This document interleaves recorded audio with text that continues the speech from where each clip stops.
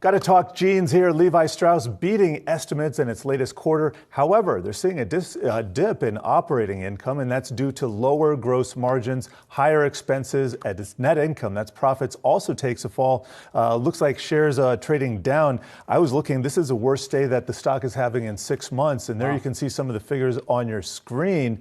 I think this is just another execution story.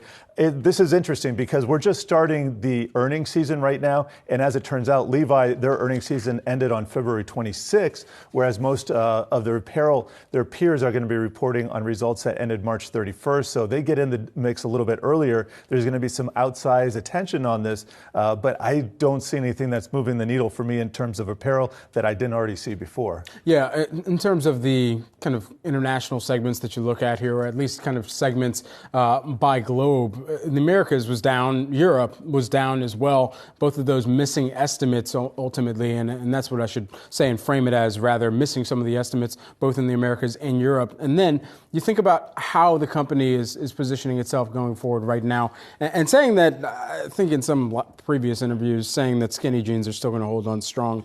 If anybody has been tracking what the Gen Zers out there are doing, there's a lot of baggy jeans out there that are making a comeback. I'll have to probably dig mine back out of the closet from back in my kind of youth days. But anyway, at the end of the day, if you have a major shift in fashion trends that continues to hold strong, then that could potentially be an inventory concern for a company like Levi's, who is already moving so much of kind of the trend-worthy SKUs into production, or getting those into stores as well where they operate. This is also a company that, of course, is going through executive change over there. Investors could be trying to price in what that turnaround will need to look like, given that they've got the new CEO who comes over from Kohl's, and we know how embattled that name had been as well in recent years. Yep, inventory's up for most companies, and I guess they've been taking care of that. But in terms of Levi's, I believe those were up ending the quarter as well.